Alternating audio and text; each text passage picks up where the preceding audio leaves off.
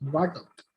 Welcome to Vayu Shastra's Young Future Scientist Meet. This is uh, season 6, 5 la. This is season 5. So we got 5 presenters today. We got so I can hear my own voice in the background. This is okay, this what to do? Okay, we got 5 enthusiastic young future scientists here. They already done once, and today is the second live stream. We have Vignesh Anirudh, the CEO of Target Space, and we have Kashika, and we have Naman Aitak Sahu. He is there. Naman Aitak Sahu. He is from aerospace now, and we have Chavan Kartikeya, CEO of Interstellar Space Sciences. We have Bhairavi, the targets from the target space team, and we have Naman Faditana, we have Kashika, cover panyachu. Very nice. Okay. Today we have variety of topics starts with the Iris, then planets of the solar system and beyond, then space safari, extra galactic planets, then overview effect. So wide range of topics related to different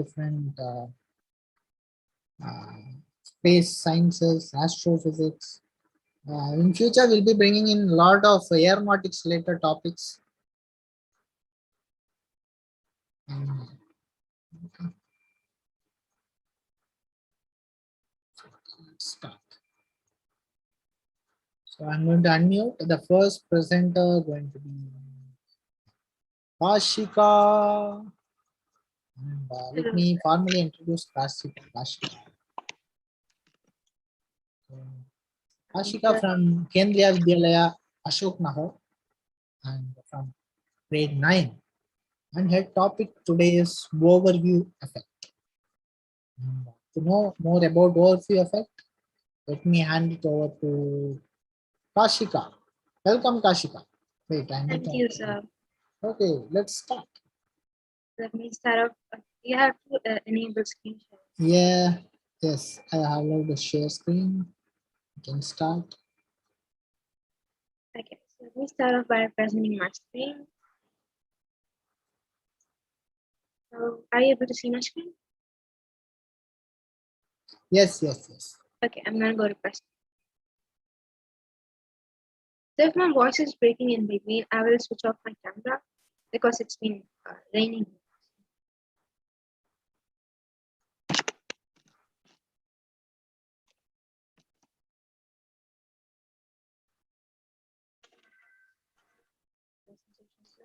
I can see loading screen.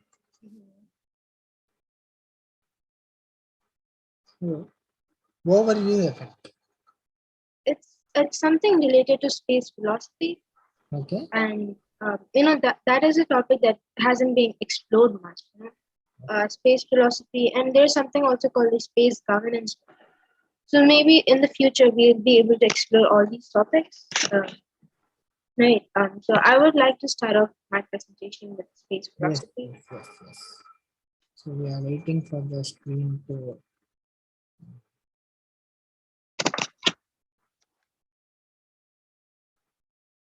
Okay.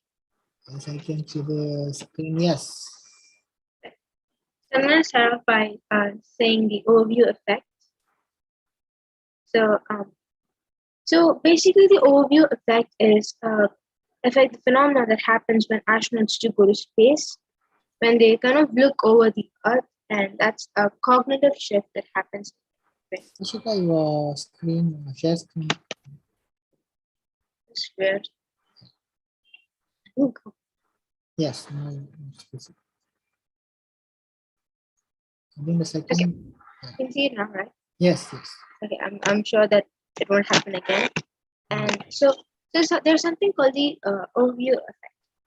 So let me start off this presentation by giving an going over a ride, actually, like a roller coaster ride. So when we go to space, so I believe that space travel is like a drug, and it could save the rest of the people on Earth. We all know that space exploration is also helping humanity in one way. So, so I would like to ask a question to everyone. I would like to think. I would like you to, or I would like everyone to think about this question. And at the end of the presentation, I would like you, I would like you to think that question again. So, have you ever felt that the need to leave Earth? Have you ever felt that Earth is too much? I cannot stay in this chaos. Have you ever felt that? So, have you ever thought that going to space in a rocket might solve all your issues? Well, think about that question. Think about the topic now, and then think about this topic. Think about this question again at the end of the presentation. It's not because you'll be very far away from Earth. If you do leave, if you go to space, if you leave Earth, it's not because you're far away and far, far away from all the earthly chaos. It's also because there's this psychological switch in your brain when we go to space. That is called the overview effect. And the person who actually coined this term, we'll be speaking about them later. So he says this as message from the universe to humanity. Kind of a strong sentence, right? So that's what he termed the sentence as. The Hovia effect is it's a psychological switch. It's a cognitive shift in the human brain. So I'm gonna go on with the next slide and explain about this a bit more. So about the topic. So about the topic is we know that the topic that I'm speaking is called the Hovia effect, and I also told that it's a psychological switch. What I mean by psychological switch? So we all have seen these beautiful pictures of Earth taken from space, right? Example like one of images like this, and those images, like this image was taken from the Apollo 11. So it's actually zoomed in. From moon, the Earth will look like a pale blue dot, and there's this popular video about Carl Sagan, talking about our pale blue dot, and so what I mean by psychological switch is that when astronauts go into space and they look over this beautiful view of Earth, they forget everything. They don't understand why people fight, why there's a lot of chaos. They feel the need to protect Earth a lot more when they were on Earth. Because it's something like this. When you miss someone, it won't be when they are right there. It would be when they go away from us, right? So exactly when astronauts see Earth from space, it's basically they feel the beauty. They see the beauty of Earth. They see how important it is for humanity, and not only humanity, for the entire universe. So that's why I mentioned a message from the universe to humanity in the beginning of the presentation. I talked about that. So this phenomena is something very crucial for everyone to understand, because this might have an extreme possibilities, which I'll talk about later. So it's actually a profound change that is, it cannot be described in words, right? I'm going to try to explain my best. So I'm going to go to the next slide and then speak about the next. So who coined this term? Who said this name called the overview effect? You might see a picture of a man right there. His name is Frank White. You can see in this slide. So when I say psychological switch, I'm actually using a psychology right now. So in my presentation, I reduced the number of text so that you can listen to what I speak rather than reading over the text, right? So this is a psychological switch I'm using, right?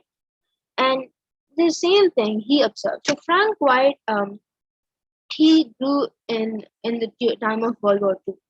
So his father went to Germany. His father spent 3 years in Germany fighting for the Nazis, right? And the thing is that he didn't understand. So his sister always used to tell him that I would like to leave Earth. I would like to leave Earth. I would not like to stay in this planet. It's too much chaotic. No, that made him think, what will happen if we go and see Earth from space? That during that time, that was seeing international space station wasn't built, or and nothing was built. So he coined this term in 1987. He also mentioned he published his work. He published this effect through his book called Space Exploration and Human Exploration. Right. He coined this term. So now let's see. He said that he described this phenomena first in 1987. So this describes a change in how astronauts feel when they go in space, when they hurtle through space. So, as I said, it's a profound change that cannot be explained through words. Right? So when the astronauts go into space and they look down on the little blue-green world, right? You can see in this image how beautiful is this. It's not when thunder happens, this kind of lightning bolts come in the atmosphere. There is only this entire view is only protected by a paper thin atmosphere, only protected by a paper thin atmosphere. Seeing that when they see that incredible fragility of Earth itself, um, they feel the need to protect Earth a bit here. They kind of don't understand why humans have borders. Earth is home to humanity. Why is there places that are separated? Why is there wars? They just don't understand that because there's a shift that happens in their brain. But the thing is that we are not sure. We are not sure about how the psychological process happens because when this overview effect comes into play, we are not sure how the psychological process happens. But it's characterized as a very, very strong emotion. It's a very strong response. And for many astronauts who have been to space, looking at the planet from space, recognizing that incredible fragility is it's an overwhelming urge to protect it. They feel this overwhelming urge to actually protect the Earth. So I'd like to go ahead and see, and I'd like to tell you this quote. We all know Yuri Gagarin was the first person on space, right? He was the first person. He was the first man in space. And this is how he described it. Circling the Earth in my orbital spaceship, I marveled at the beauty of our planet. People of the world, let us safeguard and enhance this beauty and not destroy it. Now, I found it very interesting because the time Yuri Gagarin went into space, there was this Cold War between Russia and the Soviet Union, right? There was already a war going on, and when Yuri Gagarin actually went into space, he felt there is no need to, do this do this Cold War. He felt that, that was a cognitive, and that man only spent few hours in space, only few hours, right? But imagine astronauts on the International Space Station, they spend months and maybe a year, more than a year. And how will their cognitive shift be? That's a strong phenomenon, right? That's a strong response that stimulates your brain in some way. And I would like to think about the start of shift, right? And if you could see this image, if you could see, this is the cupola, right? This is the cupola that's on the International Space Station. Most of the astronauts on the International Space Station try to spend most of their time in this cupola, taking images, taking these beautiful pictures of our home planet, and trying to see the beauty, trying to absorb all the beauty that the Earth is giving. They experience sunset and sunrise every 90 minutes. That's something incredible, right? And this shift does not stop when they come to Earth. It's an everlasting shift that they experience. And one more thing that so Frank White, he started something called space jazz. So space jazz is basically they want to engage children. They want to put children in the footsteps of astronauts. They want to put children in the footsteps of astronauts. So this can be harnessed. So I'll speak about this a bit later as well. But this is a thing. They want started where they put children in the footsteps of astronauts. That's sort of interesting. We all want to become an astronaut. And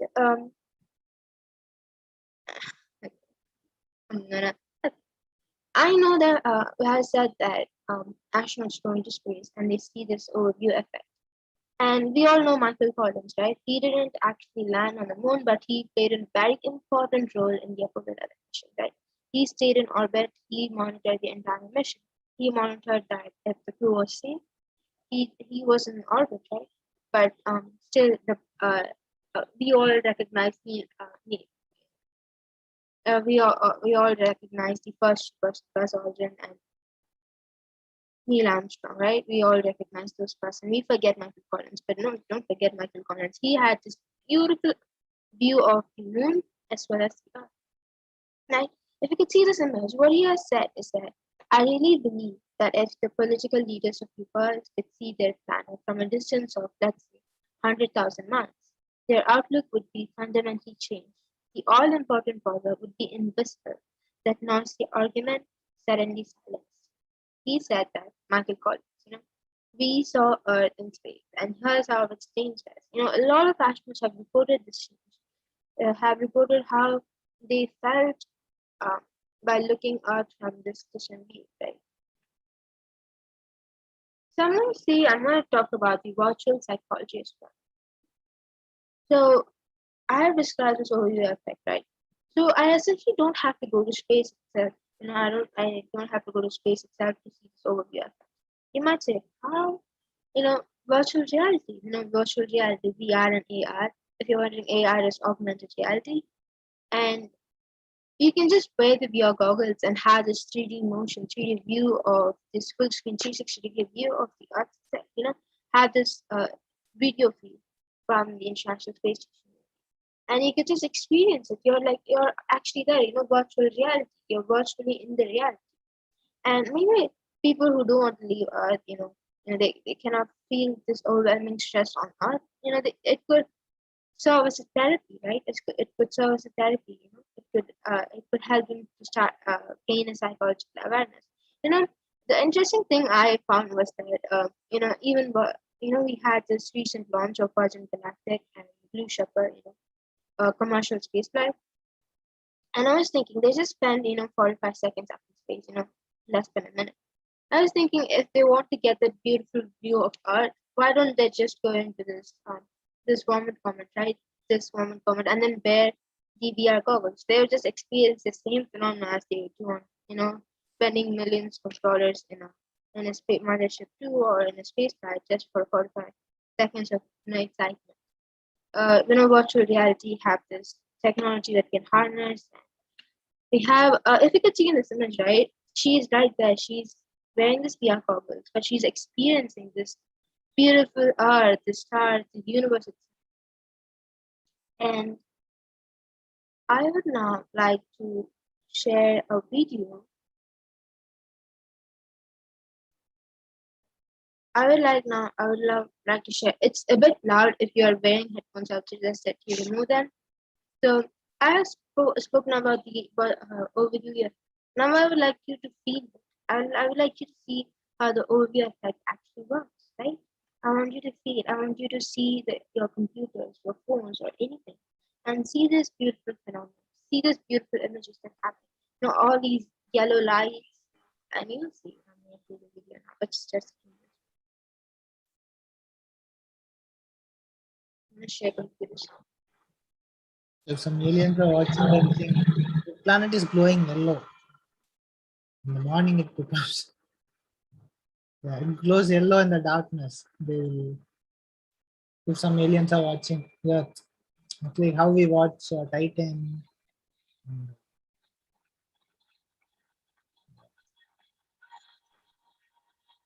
You can see the thunder right here. If you could see the thunder that's happening. Oh, it's just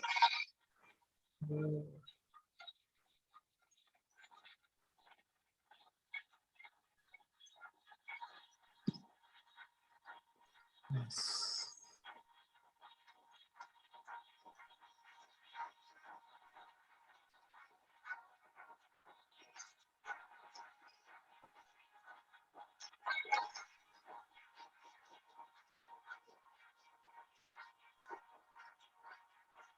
Looks like the whole globe is lit.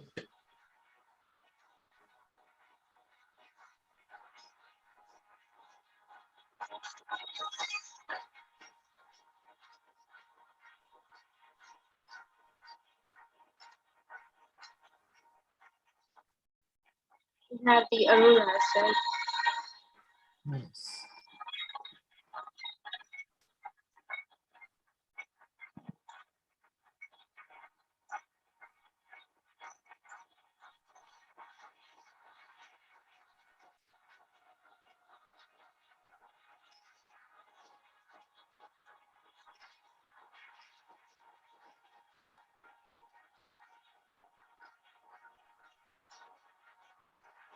So this is how the Earth looks when you are sitting inside ISS and you look at the Earth, so you can see this amazing view. And this gives some kind of psychological effect. And what Kashika is trying today, instead of putting all the content in the slides, she is covering most of it through words. So this is she's the kind of psychology effect she is bringing. Nice. So, nice. So we have audience members. If you have any questions for Kashika, you can put it in chat box, or if you want to directly ask her, I can unmute you. Just type in chat box. So these are my resources I use. So Sadhana is asking, having quiz? Yes, we do have quiz. Share the Oh, nice. Quiz time. So I think like after every presentation, now children are excited about quiz. quiz. எல்லா இடத்துலயும் எக்ஸாம்னா அப்படியே இதாகும். இங்கன்னா எக்ஸாம்னா we want quiz அப்படி இருக்காங்க. Nice. You I'm can gonna paste share. the link. So meanwhile, if you have any questions for Kashika, because she's trying out something new here, totally unexpected. So you can ask your questions. The Purilana, you can ask her. She can explain you. In simple words, Kashika, simple words, you can explain this. So basically, in simple words, astronauts go to space, right? We know that Yes. they are in the international space. Yes. They see Earth from space, Yes. and when they see the beauty of Earth itself, they feel that there's a cognitive shift. Cognitive shift is the awareness. The awareness they feel that the need to protect Earth, the need to preserve the beauty, right? Because when we see that beauty, when we see Earth from the and when we see Earth from space itself, you saw that video. How beautiful was it, right? They experience it, Yes. for months Yes. and months. There's this psychological switch. There's this cognitive shift that happens in their brain itself. They Okay. they feel more attached towards it. Nice. Yes. So children, this is what today's topic. Her topic is about overview effect. Have any questions for her? You can ask.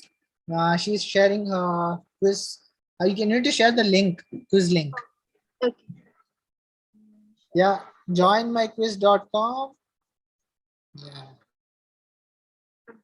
So There's no we person. have Sadhana wants to say something to you. I'll unmute Sadhana.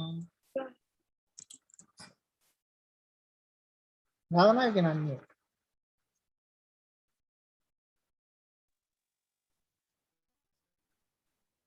Yeah, Yes. my voice. Yes, yes, yes, you are audible.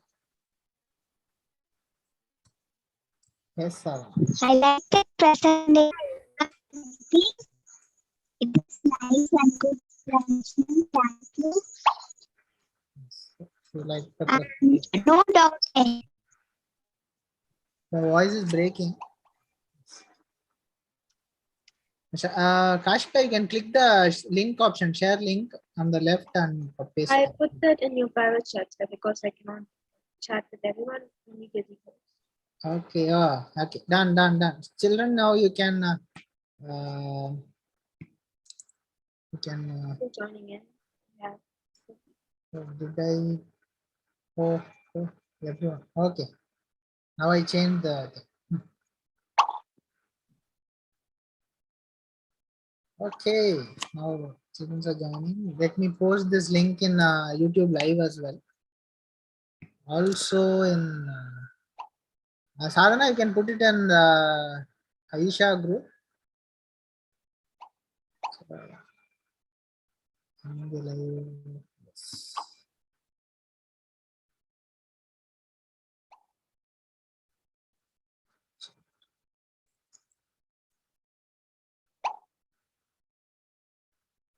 This time.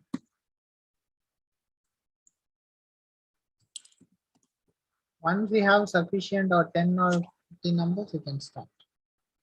How many we have now? 15 numbers.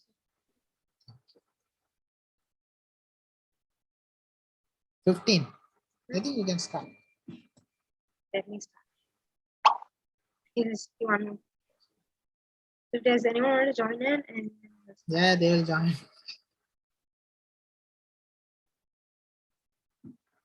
start. Should I start myself? Yes, please.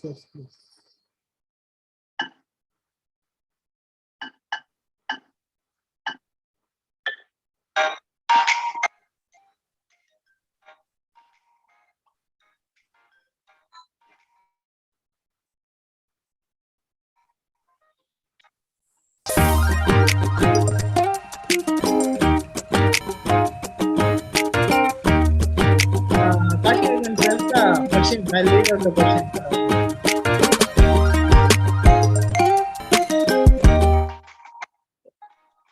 Kashika, you can read out the. So you can click the questions. I'll read the questions for the audience who are Do watching. you have to wait? Yeah, like, it's okay. Anyway, side by side. Who coined the term overview effect? Okay, go down. Next question. We have one incorrect. Straightforward That's answer. The second overview effect can be done virtually through. Second question. Just scroll down. Scroll down. I'm just reading the questions. I'm not telling the answers. Overview effect can be done virtually through VR, cyber self, AR, SR. Okay, next. multiple choice question. Which the answer was No, PR. don't tell the answer. No. Okay. So that is the whole point. Don't tell the answer. Go down, go down. Third, Frank White published his idea of the overview effect in his book, Space Exploration, Human Evolution, Space Exploration, Human Emotion, Space Exploration and Human Cognition, Space Exploration and Homo Novus Evolution. Okay, that's kind of a twist. Okay, overview effect is the box like, oh, fill in the blank. Okay, then by the end of the presentation, did you feel this phenomenon? This is a multiple choice question. Anything you said is good. Okay. For overview effect, I don't think everyone will get the exact terms or words. Now, let's see the leaderboard now. Okay, let's go to leader. We have Anish. Anish Noel leading the board. Random person. Yeah, yaar the random person. Then Ria is leading. Darsh is there very close to Ria, Kartikeya, Madhyesh, Sheruspa is now. Yum Yum, there's someone Yum Yum.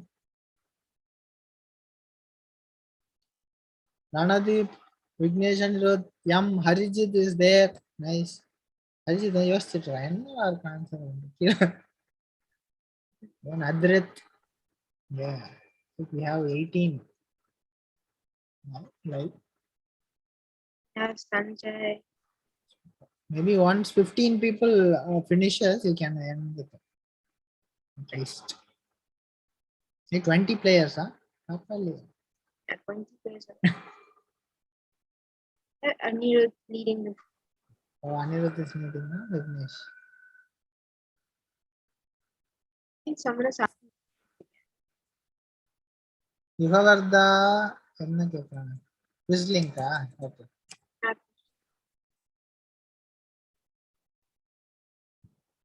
You have Harjit on top now. There's some sound in it. Okay.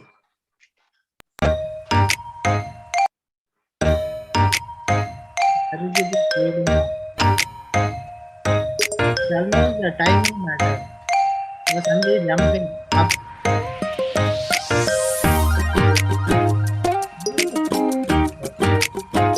Sanjay. How many finished? How many people done? I think Most most of of them. them are done. Okay, then we can wait. Yuga is joined just now. Yuga, when did the class start? 7. It's not class, it's a live presentation. Yuga, we started the 7. See, Sanjay is like, ஏதோ magic பண்ணிருக்கான் Sanjay. Sanjay, you got all five correct. Yeah, I think we can. You guys start answer பண்ண ஆரம்பிச்சிட்டானா? Let's see. You guys thinking. Data வந்துட்டோமே. ஒண்ணும் புரியலையே. I think you can end the thing. End the thing. Okay. And Nice. Let's see the leaderboard. end the question. Yes. Have Well Sanjay. done. Sanjay from Sanjay, MD of Aerospace now. Harijit, the mission director of Target Space, and Adrit, they all three leading the board. Very nice. Super, super, super, super. Nice. Well done, Kashika. Next, we have, well done. Let's give a new round of applause for Kashika. That's one superb presentation. Yeah, something totally different, no? How, like, we can all present technology, but how technology will affect your psychology. So that's something very new. So let me pin Naman for that. Okay.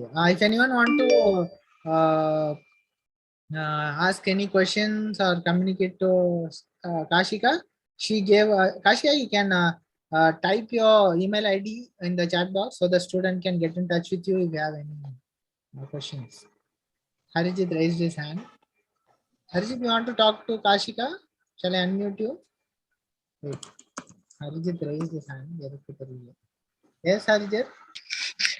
Nothing to ask a question, sir. I need to share for Naman because I convert it to PPT. Yeah. You can show it. Is it? But I convert from PPT, sir, not PDF. No issues. So, but do you have all the content, right? Yes, I is having content. Okay, done. I'm saying that. Okay, done. So you can go on mute now. Naman, welcome. So let me introduce Naman. So this is Naman's second live stream, and he is from this company Aerospace Now. He's a quiz creator, official quiz creator of Aerospace Now company, and he is from Akia School, BTM, grade 5, and his topic is planets of the solar system and beyond. Part 5. Okay. Thank you, Jagu, for introducing me. So, good evening, everyone. My name is Nan, and today I'll be presenting on planets of the solar system and beyond, part 5.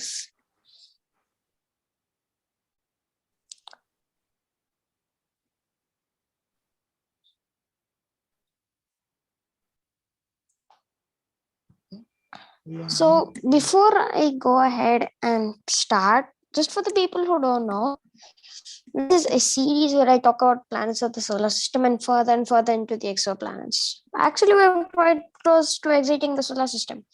So this will go on until I run out of planets to discuss on, which might take a very long time.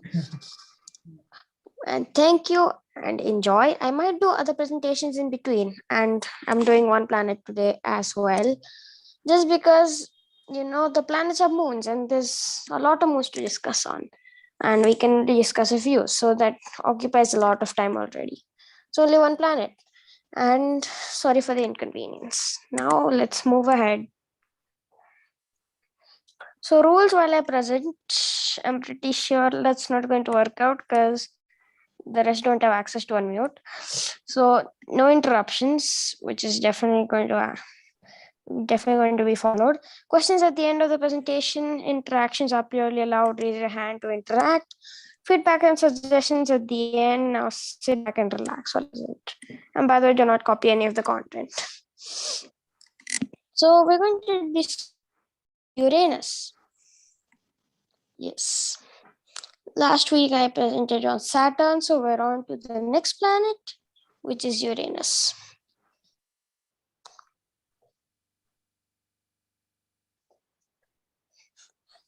So, as I always do, I always start off with describing the planet itself. So, what kind of a planet is Uranus? Uranus is the seventh planet from the Sun. Its name is a reference to the Greek god of the sky, Uranus, who, according to Greek mythology, was the great grandfather of Ares, Mars, grandfather of Zeus, Jupiter, and father of Cronus, aka Saturn. It has the third largest planetary radius and fourth largest planetary mass in the solar system. Uranus is similar in composition to Neptune, and both have a bulk chemical compositions which differ from that of the larger gas giants Jupiter and Saturn. For this reason, scientists often classify Uranus and Neptune as ice giants to distinguish them from the other giant planets. Uranus's atmosphere is similar to Jupiter's and Saturn's in its primary composition of hydrogen and helium, but it contains more ices. The phrase itself, ices, is, I don't know why it's a word, but such as water, ammonia, and methane, along with traces of other hydrocarbons. It has the coldest planetary atmosphere in the solar system with a minimum temperature of 49 Kelvin, aka negative 224 degrees Celsius or negative 371 degrees Fahrenheit, and has a complex layered cloud structure with water thought to make up the lowest clouds and methane, the uppermost layer of the clouds. The interior of Uranus is mainly composed of ices and rock.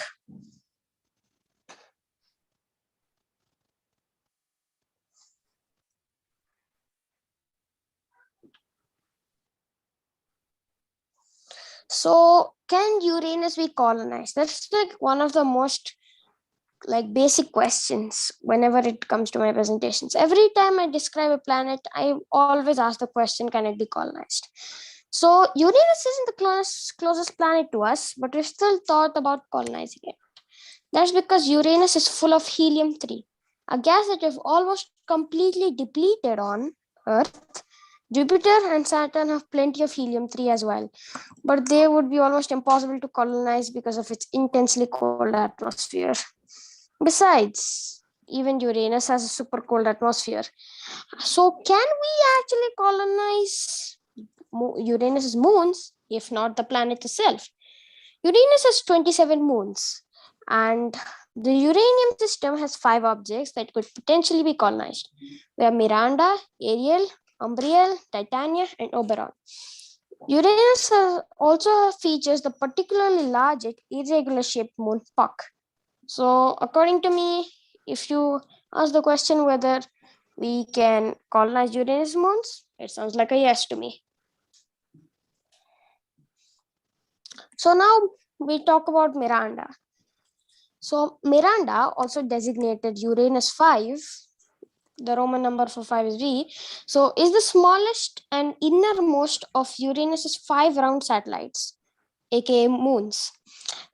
It was discovered by Gerard Kuiper on 16 February 1948 at McDonald Observatory in Texas, and named after Miranda from William Shakespeare's play The Tempest.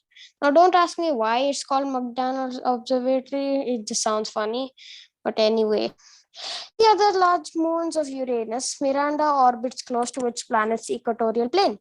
Because Uranus orbits the sun on its side, Miranda's orbit is perpendicular to the ecliptic and shares Uranus's extreme seasonal cycle. That's why angles of the moons in Uranus are very complex. So it's kind of hard to understand, but eventually you get the hang of it. So Ariel. Ariel is the 4th largest of the 27 known moons of Uranus. Ariel orbits and rotates in the equatorial plane of Uranus, which is almost perpendicular to the orbit of Uranus, and so has an extreme seasonal cycle. After Miranda, Ariel is the second smallest of Uranus's 5 major rounded satellites and the second closest to its planet. Among the smallest of the solar system's 19 known spherical moons, it ranks 14th among them in diameter. It is believed to be composed of roughly equal parts ice and rocky material. Its mass is approximately equal in magnitude of Earth's hydrosphere, and Ariel was discovered by William Lassell in October 1851. So now we're going to talk about Titania. Of course, this might remind you of Saturn's largest moon, Titan, and but this is Titania. Titania, also designated Uranus 3, is the largest of the moons of Uranus and the 8th largest moon in the solar system, at a diameter of 1,578 kilometers or 981 miles. Discovered by William Herschel in 1787, Titania is named after the Queen of the Fairies in Shakespeare's A Midsummer Night's Dream. Its orbit lies inside Uranus's magnetosphere. Infrared spectroscopy conducted from 2001 to 2005 revealed the presence of water ice as well as frozen carbon dioxide on the surface of Titania, which in turn suggested that the moon may have a 10-year carbon dioxide atmosphere with a surface pressure of about 10 nanopascals, which is 10 to 13 bar. Measurements during Titania's occultation of a star put upper limit on the surface pressure of any possible atmosphere at 1 to 2 MPa, which is 10 to 20 NBAR. Now, I'm pretty sure you'll get confused by these terms. You can search it up on Google just to get more context. So this might indicate that Titania is a candidate for colonization. So that's pretty much it. And now I'm just a bunch of questions I'm going to ask. You can raise your hand to answer. And we'll start off with the first question. So what kind of a planet is Uranus? Simple question. Anyone want to answer?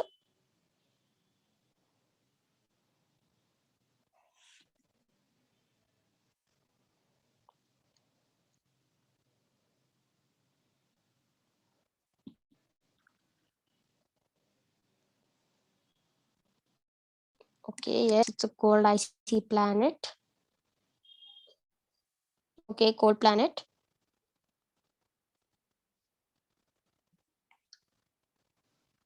So two answers, yes. Okay, yes, we can consider Uranus as a cold planet. Does anyone? And basically, it's the 7th planet from the solar system and it's the coldest, apparently. That's a short explanation. There's a lot more to talk about Uranus. So can Uranus be colonized? Can anyone want to answer? Can Uranus be colonized? Yes, Nivas says yes. We got 2 yeses now, till now. Maybe. Okay, No. yes, maybe no. It's a battle between the yeses and the no's now. Yeah, no is Aishwarya sending me. Yes. Yeah, just like mix of all the, we got many no's. Yes. There's a Kind lot of many no's. yeses as well. But a few maybe. Honestly, Uranus's atmosphere is extremely cold. And I don't see if there could be any kind of water due to its extremely cold atmosphere. Even if there was to be a drip of water, it will instantly freeze. So survival is beyond expectations. So I don't think so. And it's, by the way, Uranus being colonized is not exactly like evidently like shown. So it may be a yes, it may be a no. So can Uranus's moons be colonized? And also provide an evidence along with your answer. Sadhana is asking something to you. I think she has a doubt or something. Let me unmute Sadhana. Sadhana, you can unmute. Okay, one yes. Yes, Sadhana, you can ask the question. You can go ahead. So, can you explain that what is the Yes is meaning in of the colonized? chat. You told about that the Uranus will be colonized or like that. What is meaning of colonized? Can you explain that? What is the meaning of colonized? Colonization. Colonized means like, So, taking over another planet, let's say. yeah. Some other thing, right? Basically taking Earth life or Earthian life to other planets. It's, in terms of science, it's like introducing life in that planet, even though if it has extreme, like, you know. Okay. Okay. What's the third, fourth question? Okay. Can Uranus moons be colonized? Provide evidence. I can see the yeses in the Yeah, chat, a lot of but yeses. I But also need evidence. evidence. Children, I can see all. I A mean, the lot of evidence is yeses. quite reasonable. Yes, 4 moons. Sadhana says 4 moons. I only discussed 3 moons, so doesn't mean that it's only 3 or 4 moons. It can be a lot more than you Yes, think yes. out of the 27. Okay, Satyaki raises his hand. So let me put Satyaki. Satyaki, you Okay, can you can go ahead. unmute. What is Shakespeare, Anna? What is?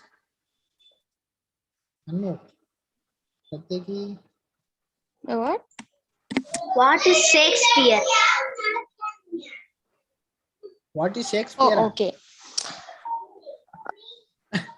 You should be telling who is Shakespeare. He's a very famous and renowned poet or writer. Okay. I'm surprised you don't know who is Shakespeare. So He's a poet. you can even look up, can even check his biography on Google. Yes, yes, You'll get to know more if you check Google. Okay, yes. Anna. Shakespeare has import on a nice, interesting connection with the cockpit name terminology. Yes. He is the person who coined this term cockpit in one of his book called Henry V. Anish Noel, because 5 moons are theoried that can be colonized. Anish Noel. Sanjay, the presentation isn't over yet. Don't show the last slide. Okay. Yeah. So, okay, I guess the answers are correct.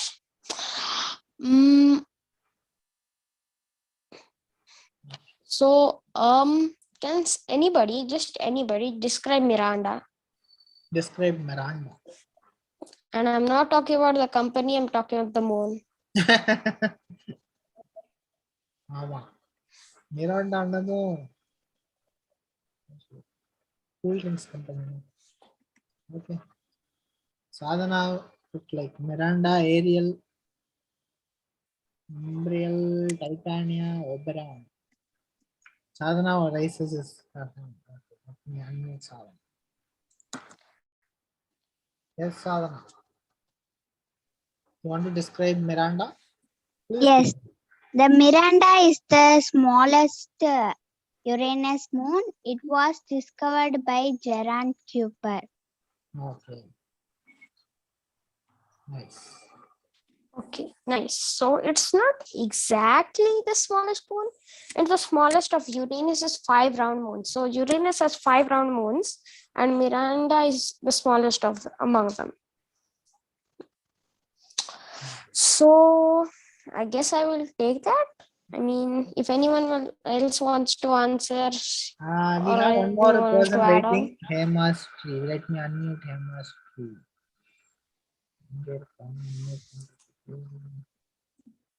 Stop. Find in the list. How many we have? Like 25 plus. Okay. Hemastri, you can unmute yourself. Yes. So it is, as you said, it is the smallest moon of 5 major moons, Miranda. Okay. The 5 round moons. Okay, I will take that. Now, anyone wants to describe Ariel? Again, same thing for Miranda. It's not the company, Ria it's say again the something moon. interesting. Let me unmute Ria. It's quite surprising to the fact that some of Uranus's moons are named after companies. Ria, you can unmute. Sir, Miranda was named after a Shakespeare's play, that's all. Okay. It's named after The Tempest. It's Shakespeare's play. So, anyone can describe Ariel now. Ariel. Describe Ariel. Anish Noel wants to say. Okay. Ariel is the second Unmute smallest him. of around the moon and one of the 14 largest Noel, moons. unmute yourself. Yeah. So Ariel is no, it's the second largest moon of the rounded moons of Uranus, and I thought it was 14th actually. It was actually 4th. Okay. Okay. Sadhana, you can continue. Ariel is the 4th largest moon of 26 known moons of Uranus. Okay. It Okay. I mean, that'll do. Now anyone wants to describe Titania? That was literally the previous slide. The previous slide is about Titania. Okay. Adrit wants to say something. Yes. Sir, can I Yes, please. actually Titania's actually the 8th largest moon in the solar system, sir. Okay. It was discovered by William Herschel. Okay. It was also named after the Queen of Fairies. Nice. That's also. Okay. Yeah. Titania. Okay. So that answer was not bad. I will take it. It was a good answer. Now the 7th question. It depends on your memory. If you remember, is as I told in, I'm pretty sure. Yep, the 8th slide. Can anyone tell me who discovered Ariel? Can I? So we got answer. Wait, I'll unmute. I The discovered first by William answer. Herschel in October 1851. Okay, Ranadeep, you can unmute. So we got so many answers. Sadhana, Ranadeep, Sanjay. Nice. Okay, done. Super. We have one more question. Okay. Yes. True or false? It's a true or false question. True or false? Uranus cannot be colonized due to its temperature. Yes or no? Uranus cannot be colonized because due to its temperature. I can see all true. Yes. True, sir. True. Only trues I can see. Is it true, Naman? Yep, there's a lot of truths. Apparently, most likely it will be true.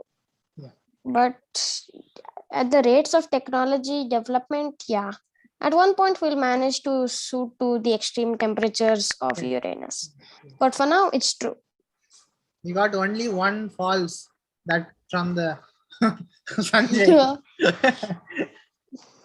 என்ன எல்லாரும் ட்ரூவா சொல்றீங்க? இந்த வாரம் he's saying false. It can also depend on opinions. So that was it. Thank you. Any doubts? Please do share your feedback and suggestions. Well done, Naman. It's a very interactive session. I can see a lot of students like actively answering. They're like, I can see still they're raising hands to talk to you. If you have anyone who wants to speak to Naman, yes, Satyaki, you can unmute yourself. Sir, there is a quiz game. Quiz game, huh?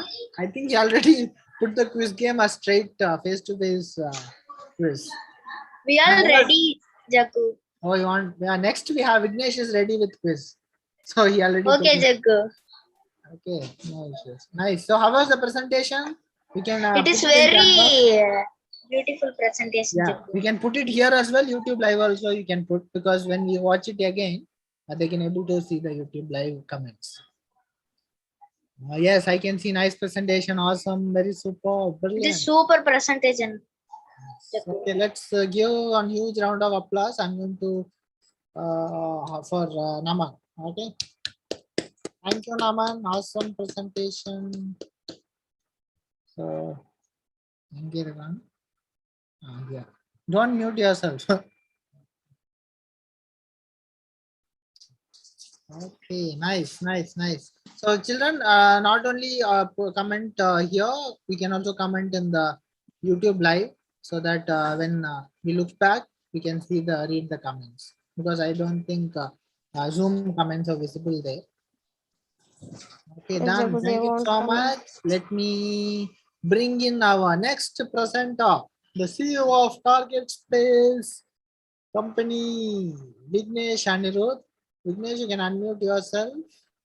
And let Yeah, me Jagu, can I start my presentation? let me formally introduce Vignesh Anirudh. Vignesh Anirudh is a highly enthusiastic and super talented CEO of Target Space, and he's from Chettinad Vyashram, studying grade 5, and his topic is ERIS, ERIS. Yes, now you can Okay, start. Jagu. Oh, 1 moment. Can you see my screen, Jagu? Yes, yes.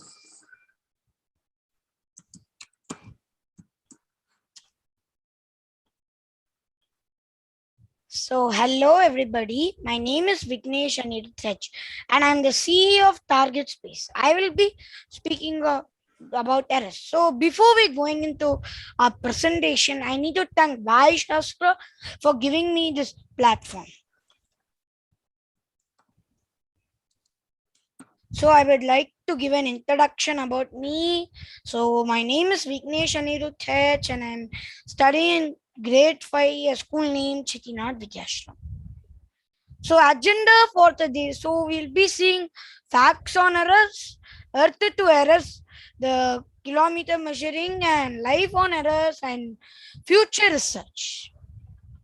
So let's see some facts about errors. So before we going into errors, I will be classifying three types of categories of a planet. They are the terrestrial planet, and terrestrial planet examples are Mercury, Venus, and Earth and Mars, and giant planets, the second classification, and the types are Jupiter, Saturn, Uranus, and Neptune. And draft planet, there are 5 especially, everybody knows. They are the Pluto, Ceres, Haumea, and Makemake. And another one is, today I will be speaking about Eris. That's also a part of a draft planet. So Eris is the 10th planet from our solar system after Pluto, and its neighbors are Pluto, Ceres, Haumea, and Makemake. The Eris is told as a draft planet on 24th August 2006. Eris is the second largest draft planet after Pluto. Eris takes 557 Earths to make one trip of the Sun planet. The Eris well out of the planet of the solar system, planet and extends far beyond the Kuiper belt. A zone of icy debris beyond the orbit of Neptune. As Eris orbit the Sun, it completes one rotation similar to our Earth, which is 25.9 hours. Especially the Eris takes 1 hour 9 minutes than our Earth, because Earth is 24 minutes one day rotation is, but in Eris it's 25.9 hours. So the answer is 1 hour 90 minutes difference.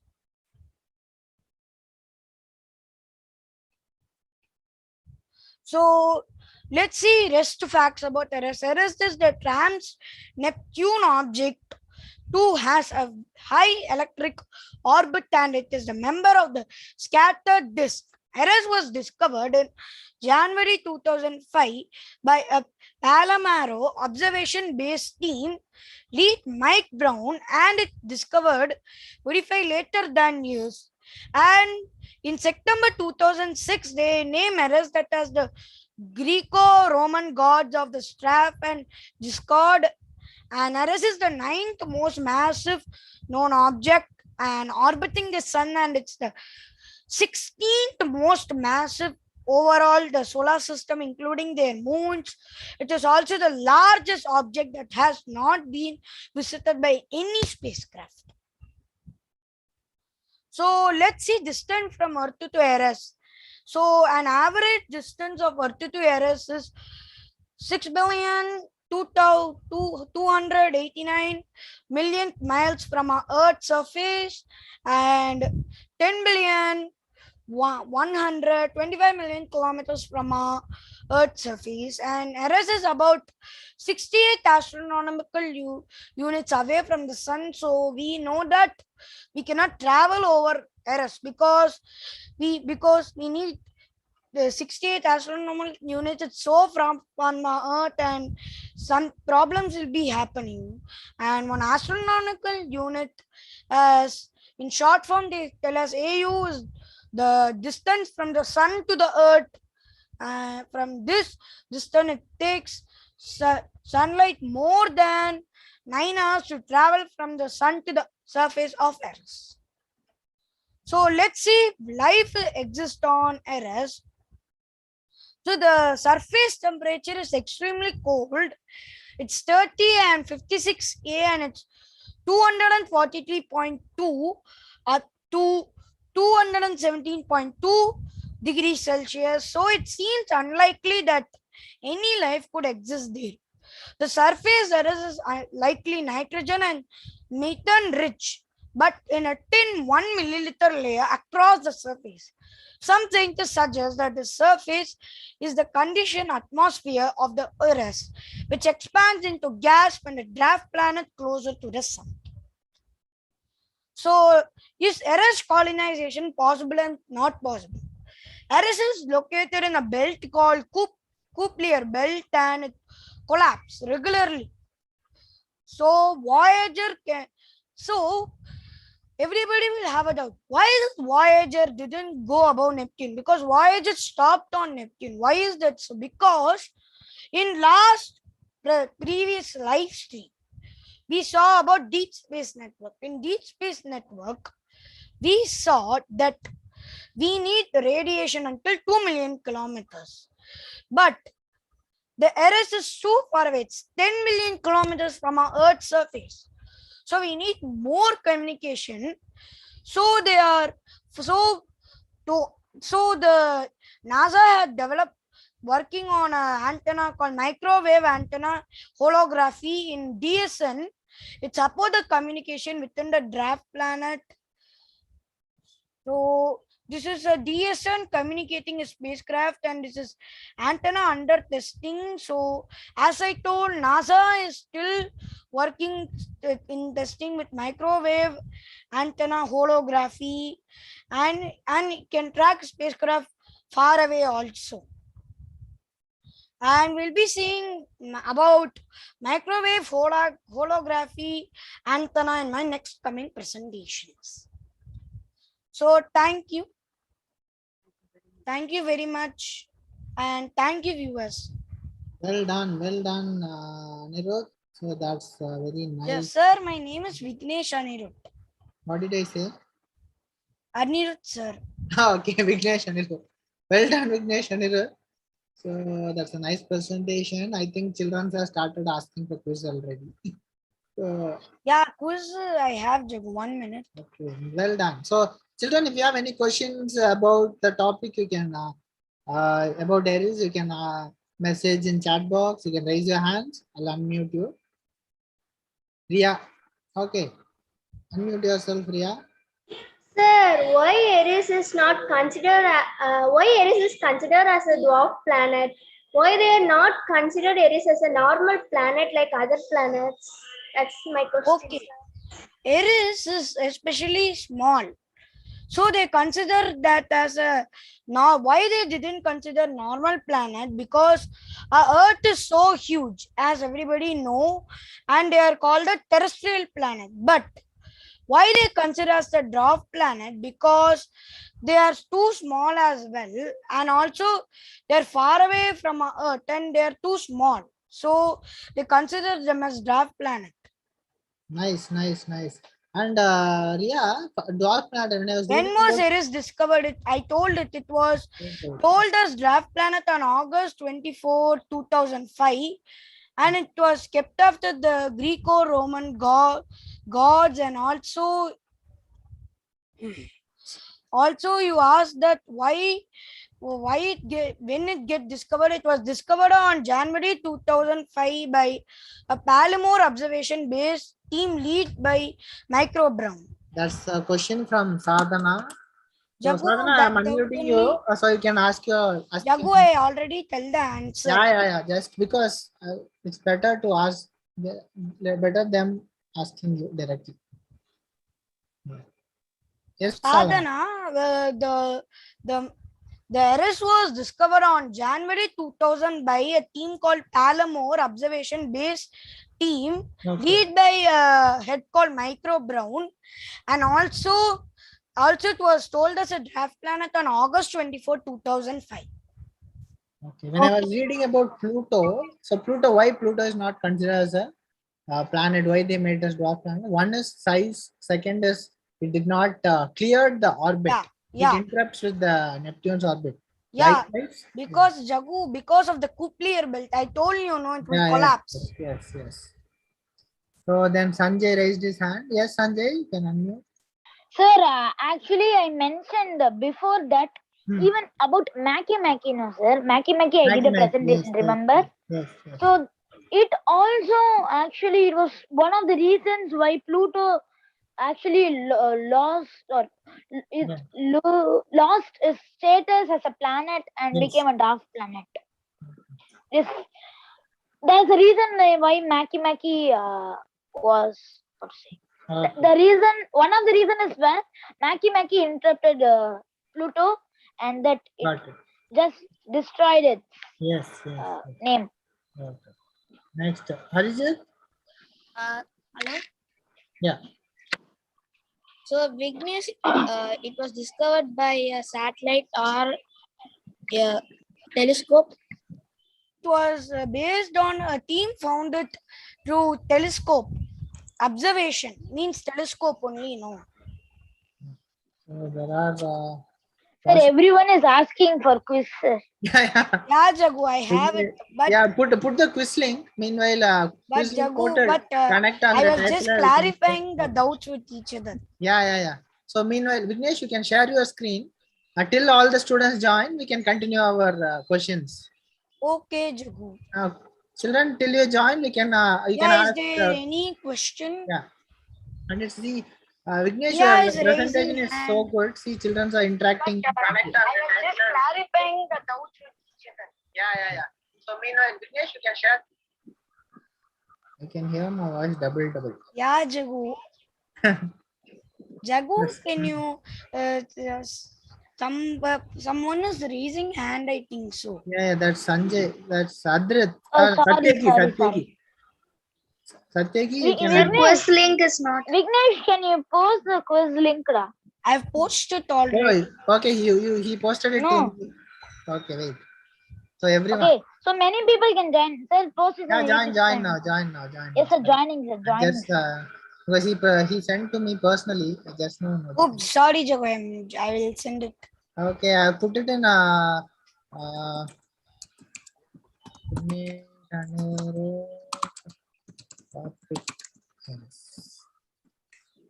think Sadhana or Riya, you can put it on this also. Put it in a school group as well, so that those children also can join.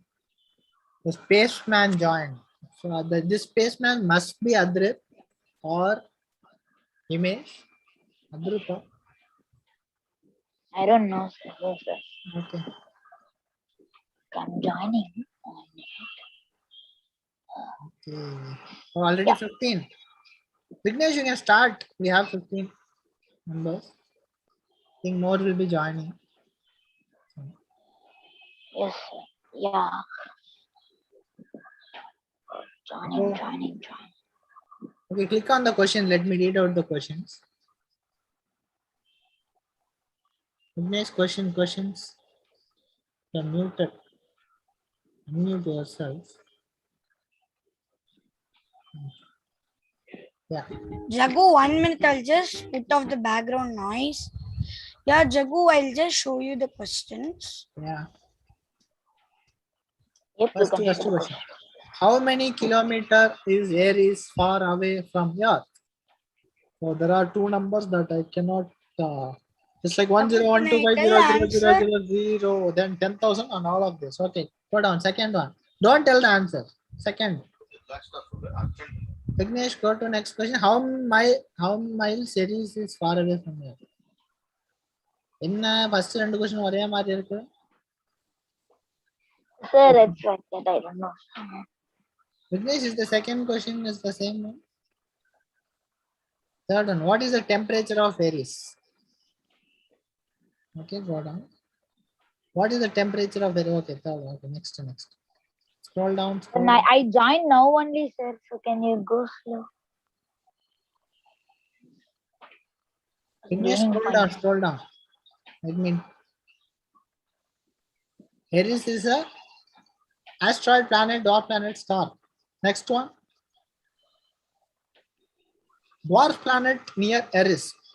Haumea, Makemake, Pluto, all of this. That's Makemake. Okay. Then let's look at the leaderboard. Okay, Jagu.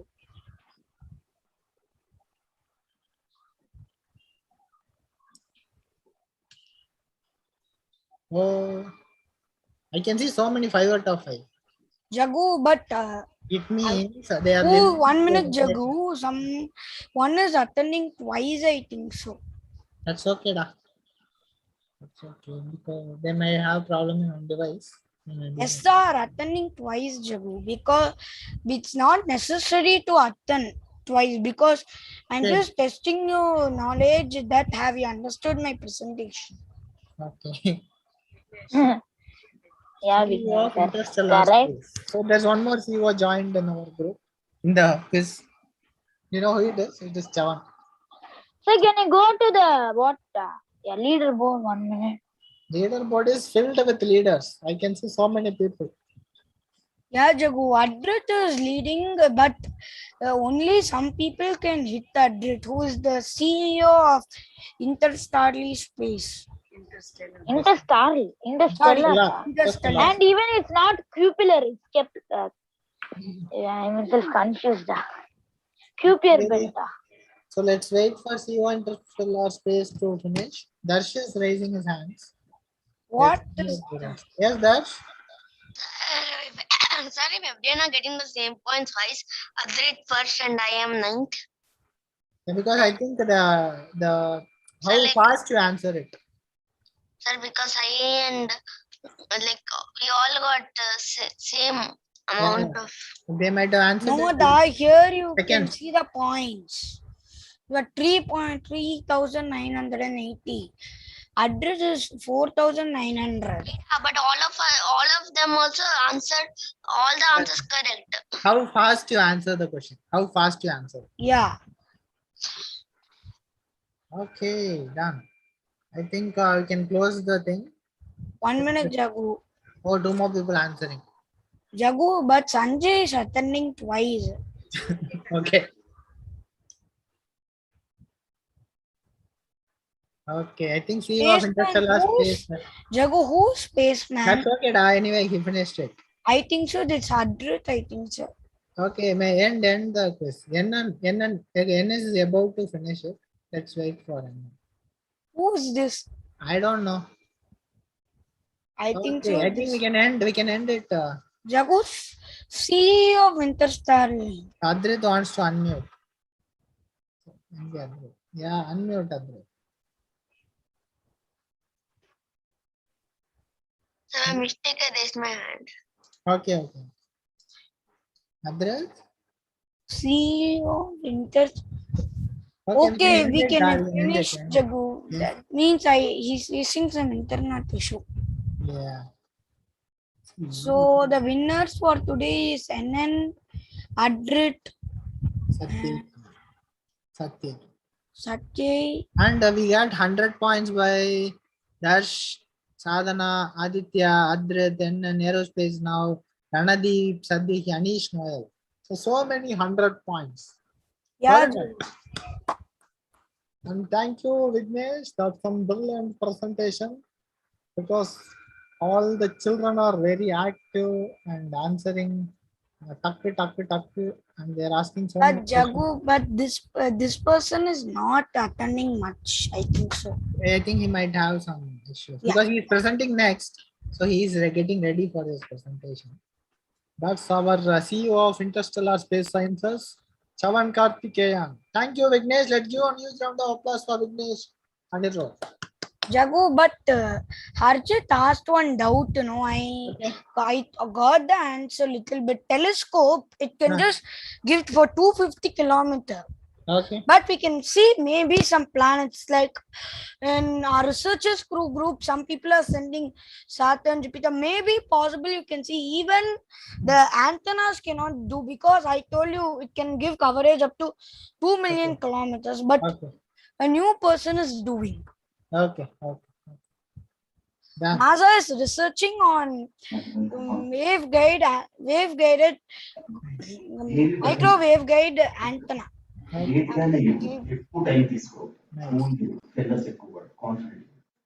Done. Okay, Vignesh. Thank you so much. Let's give one huge round of applause for Vignesh.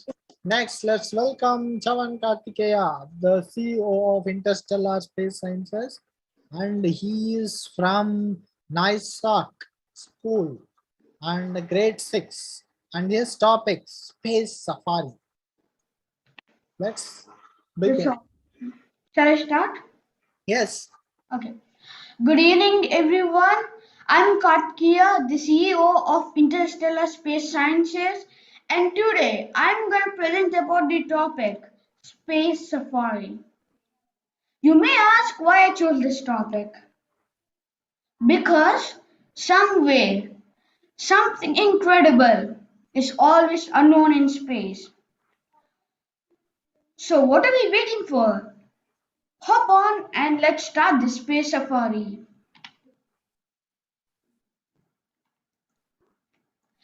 You know, guys, the solar system is very big. It is surrounded with alien planets and mysterious moons and strange phenomena that we can never explain. They are so out of this world. Scientists have discovered ice spewing volcanoes on Pluto, while Mars has the truly Grand Canyon size, which is as big as the United States. So still, we are finding something new and discovering something new in space. Space is not that small as we think. It is really big, more than we can imagine it. So what's up? Let's go on a safari and find out some of the strangest facts about planets, dwarf planets, comets, and other incredible objects in our truly sized universe. Coming from Uranus, Uranus appears to be featureless blue ball upon first glance. But if we inspect it closely, first, the planet rotates on its sides for reasons scientists haven't figured out yet. So as I already mentioned, it is out of this world explanations. We can't even explain these things.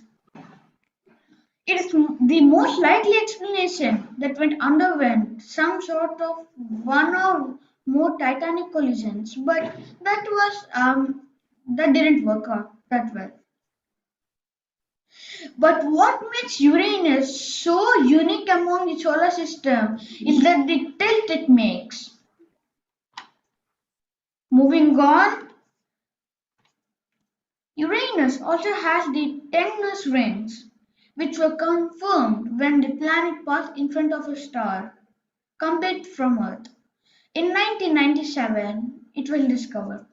As the starlight winked on and off repeatedly, astronomers were shocked with their first glance of this, but then realized that it was more than one planet blocking the starlight.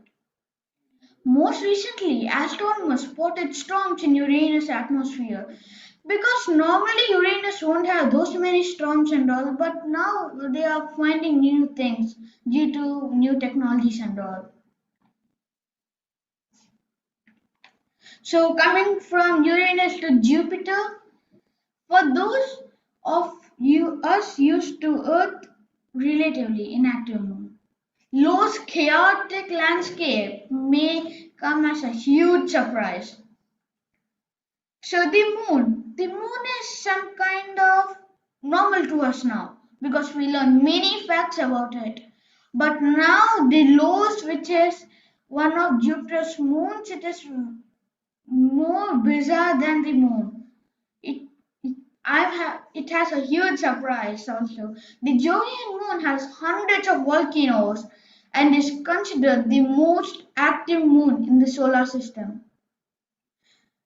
So it may erupt, might be 50 volcanoes in 1 month. So that means it is really active. So some spacecrafts have caught the moon erupting. The Pluto-bound New Horizon craft caught a glimpse of low bursting, which when it passed by in 2007. So it didn't actually on purpose when to capture it. The satellite just was going on searching for something else when it passed by this moon. So the people were like, we are passing by this moon and it is a little bit new for us. So why don't it take some pictures and all? So it took some pictures. So then, due to good luck, it caught a glimpse of low bursting. So it didn't get it high definition because it is very hot and covered in carbon dioxide, nitrogen and all, but it got a glimpse of it.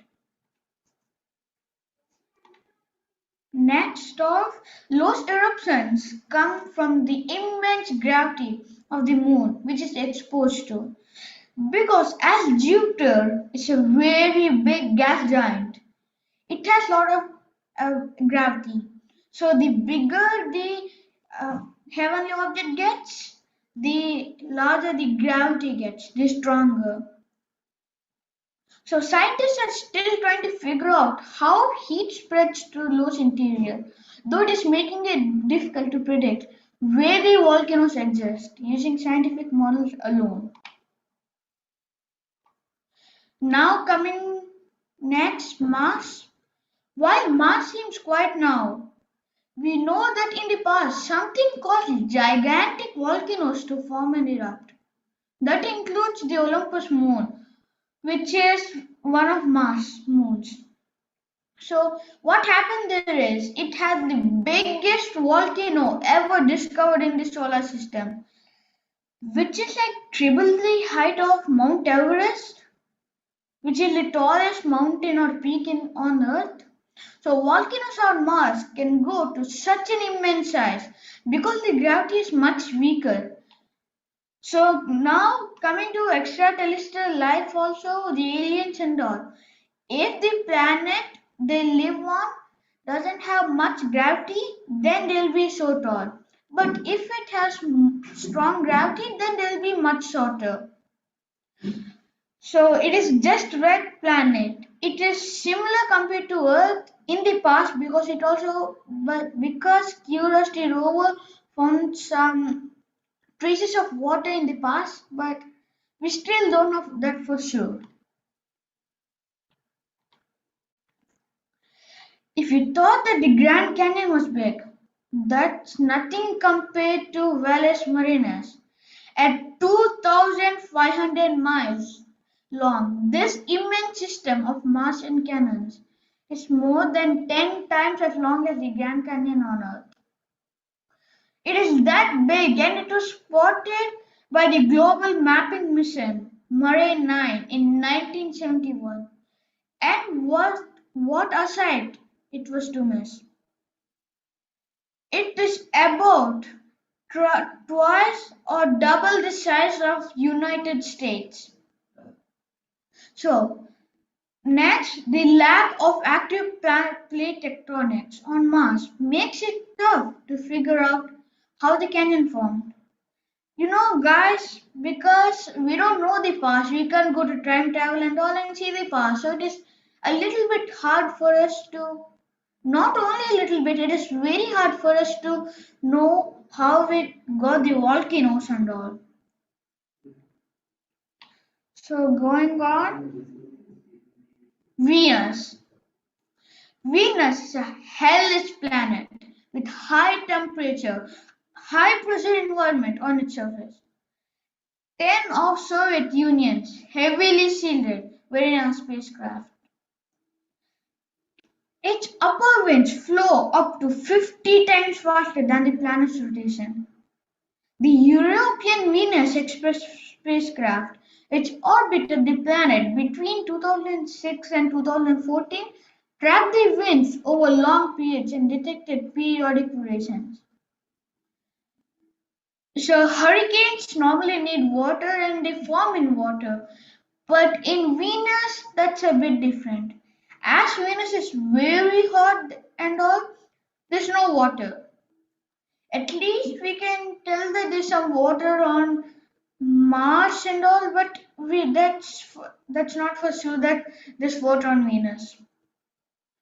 Because if Venus is that hot, then how can water even survive over there?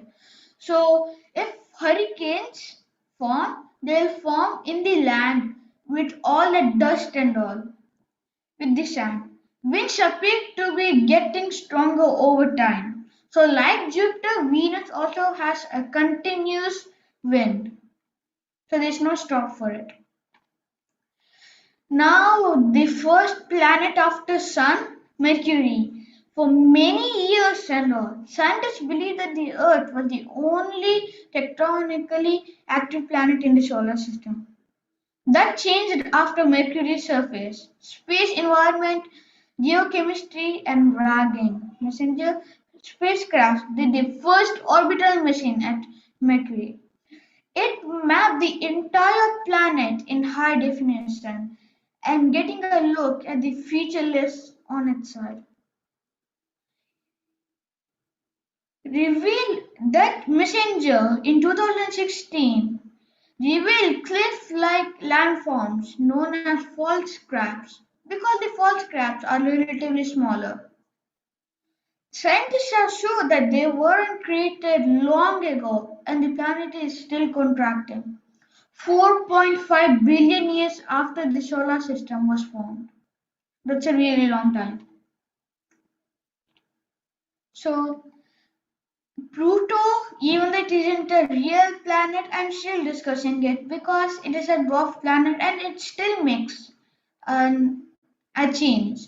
And it is still a family of our solar system, so we shouldn't let it go outside and tell it, Pluto, you're not a family of us. So discussing it, Pluto is a tiny world at the edge of the solar system.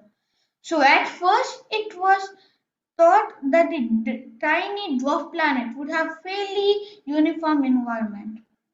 That changed when NASA's New Horizon spacecraft flew by there in 2015. So not like how one of the spacecrafts got low the Jupiter moon's low erupting by accident, but this one was flown there purposely for Pluto. So it was sending back pictures of Pluto forever. Okay, so among the astounding discoveries were icy mountains that were 11,000 feet high, indicating that Pluto must have been geologically active as little as 100 million years ago. So, unlike Venus and all, this Pluto has more tectonic plate activity because it also has volcanoes. But for volcanoes, it needs lava, magma and all. Since it is very cold over there, it is spitting ice instead of lava, which is also a very dangerous situation. So, water ice. Water ice was once considered a rare substance in space. So, guys, normal water ice. We can make water ice easily by keeping some water in the freezer. But this water ice isn't that. It is something else, made of some chemicals and all, which is still edible though, if we melt it down and all with some radiation UV and all. But what happens is that water ice, when in like 1997 and all, it is very rare because it is only found in some planets. But after we got all the technology and all, we got it. Water ice can be found in most of the planets, including some of the moons of Jupiter. The water ice has a theory that which is telling that it can be found on Mars. See, as I mentioned, water ice was spotted all over the solar system. In Mercury and the Moon, although we don't know if there's enough support colonies in those spaces. So explored areas. So we have been exploring space for more than 60 years. And we have been really lucky to get those high resolution pictures of dozens of celestial objects. Most credit goes to NASA and Hubble Space Telescope. Most notably, we have sent spacecraft to all of the planets in our solar system: Mercury, Venus, Earth, Mars, Jupiter, Saturn, Uranus, and Neptune, and as well of to the dwarf planets Pluto and Ceres.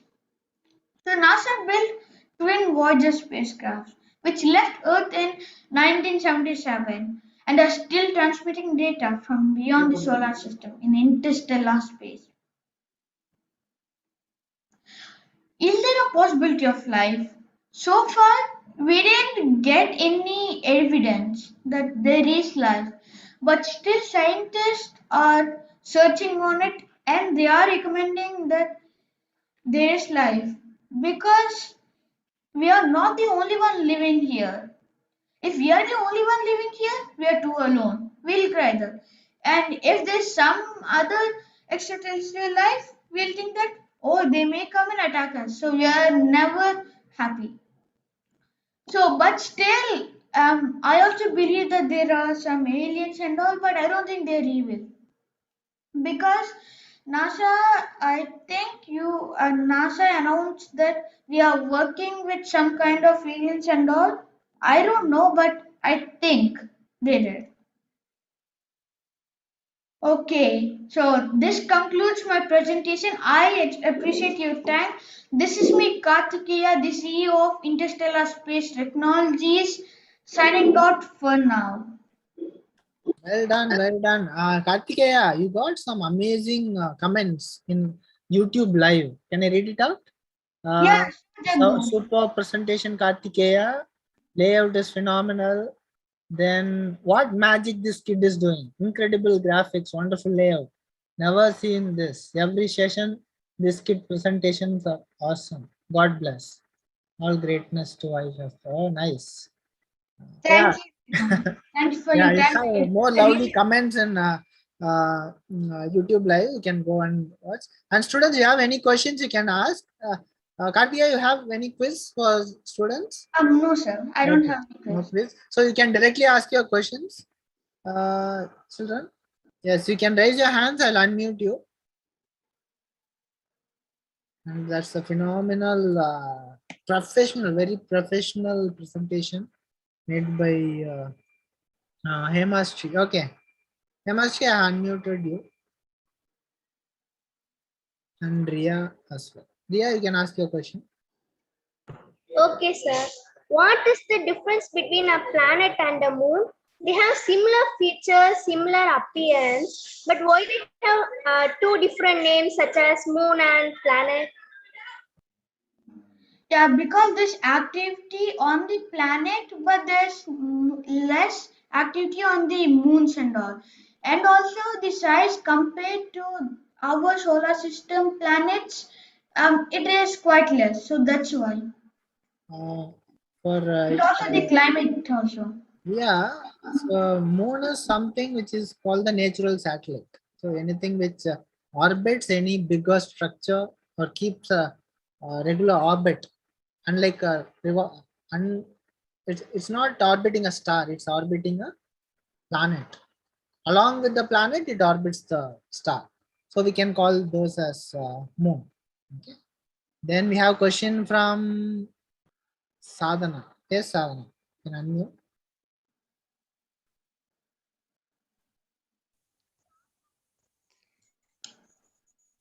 Yes.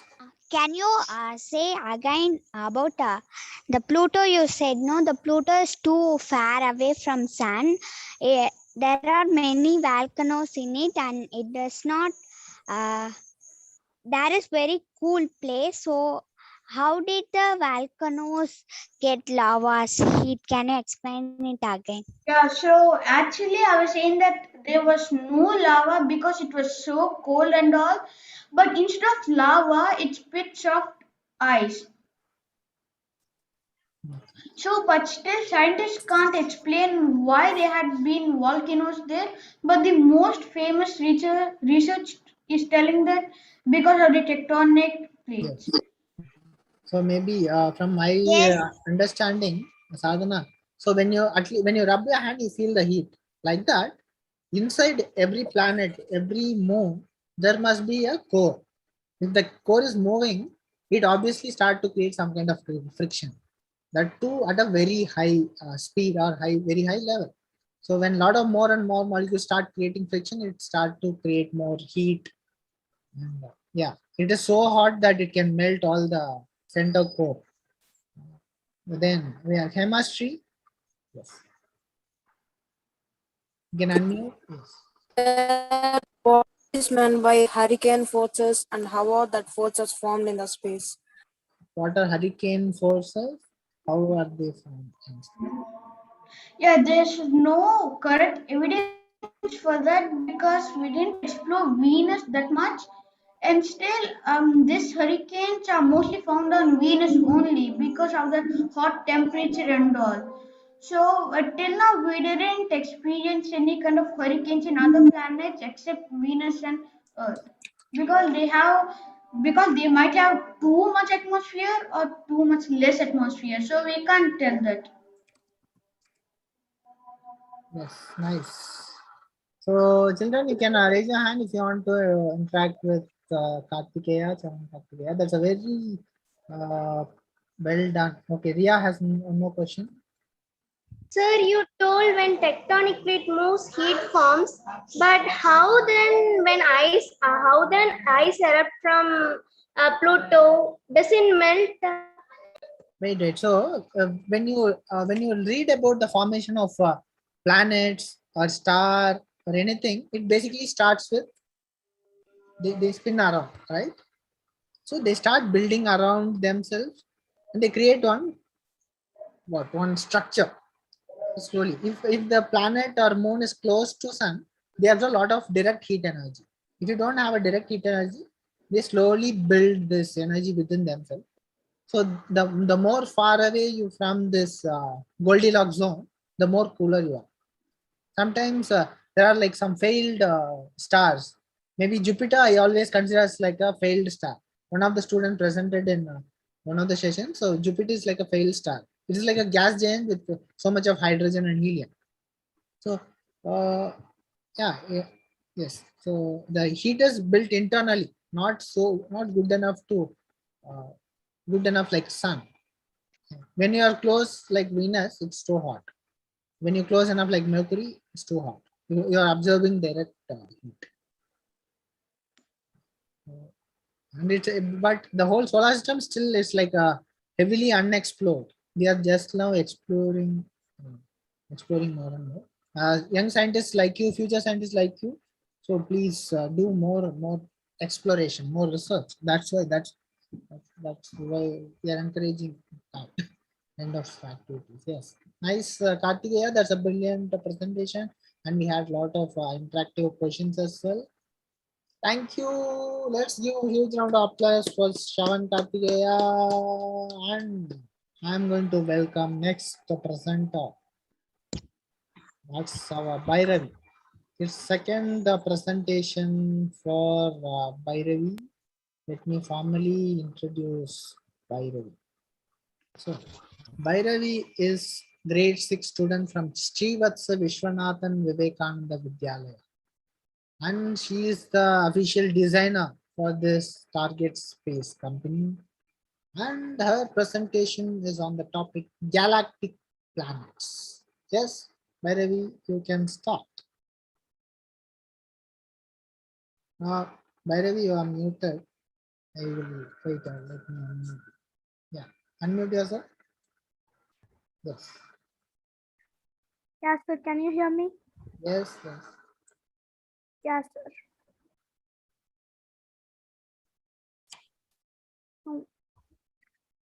Hello, everyone. I'm Bhairavi, and today I'm going to present about extragalactic planets. So first, what is an extragalactic planet? The extragalactic planet is the first ever exoplanet. Planet outside our solar system was found in the year 1992.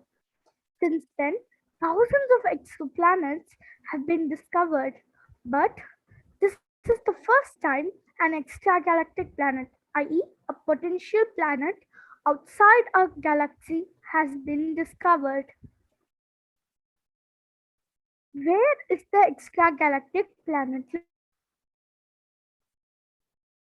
located? This new world is situated approximately 23 million light years away from the Earth and lies within the M51 Whirlpool galaxy, which is located relatively close to Ursa Major. What is the size of this planet? Slightly smaller than Saturn, this planet orbits a binary system, a star system consisting of two stars at a distance that is almost 10 times the distance between the Earth and the Sun. The system has either a neutron star or a black hole at its center.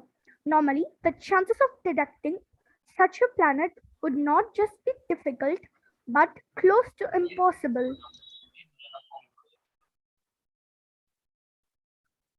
So, extragalactic planet names: eccentric Jupiter, gas dwarf, helium planet, hot Jupiter, hot Neptune, ice giant, mini Neptune, and super Neptune.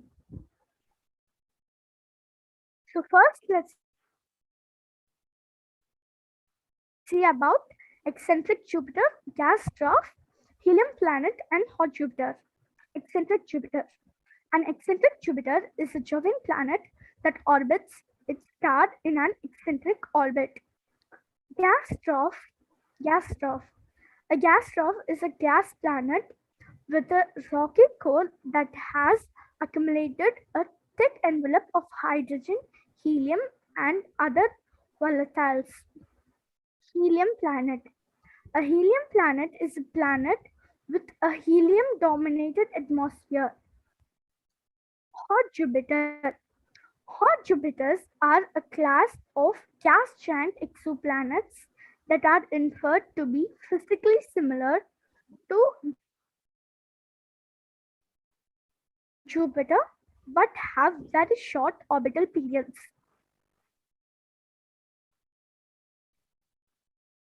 Now let's see about hot Neptune, ice giant, mini Neptune, and super Neptune. Hot Neptune. A hot Neptune or Hoptune is a type of giant planet with a mass similar to that of Uranus or Neptune orbiting close to its star, normally with less than 1 AU.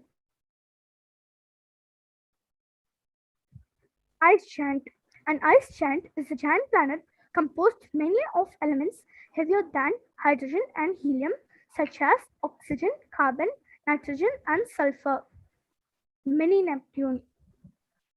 A mini Neptune, sometimes known as a gas dwarf or transitional planet, is a planet less massive than Neptune but resembles Neptune in that it has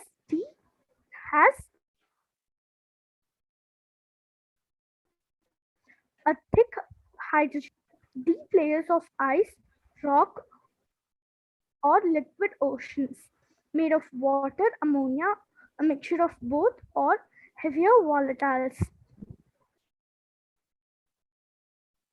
Super Neptune. A super Neptune is a planet that is more massive than the planet Neptune. These planets are generally described as being around 5 to 7 times as large as Earth, with estimated masses of 20 to 80.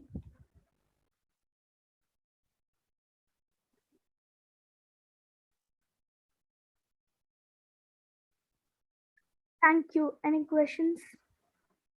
Nice. Nice by Ravi. That's already we have two people there. Yes, Vignesh. Vignesh, you can unmute yourself. Bhairavi, can these planets can be colonized? Can these planets can be colonized? Bhairavi, you need to unmute one. Don't mute yourself. Yeah, unmute yourself. Bhairavi, you are muted. Yeah, but they're very far away from Earth. So it will be a little bit difficult to colonize. But these are habitable planets.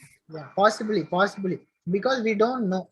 Maybe inside the ice giant we might have some life forms. We never explored.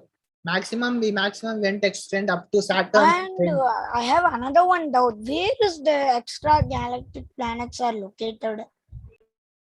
In Whirlpool Galaxy. Whirlpool Galaxy. Okay, can rocket travel there?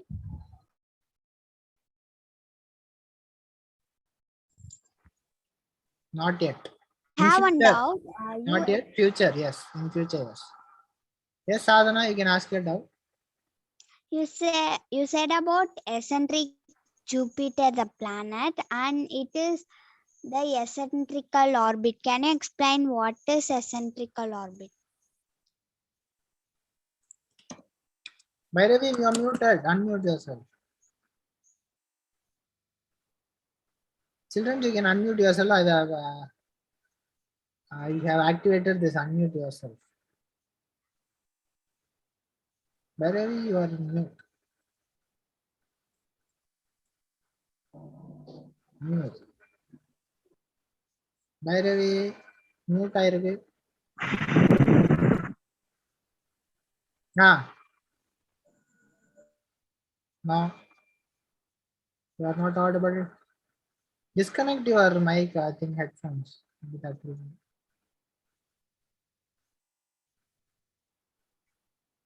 Try saying something now. Okay. Children, meanwhile, you can type your doubts in chat box. Bhairavi will fix her audio. Can I say something? You are not.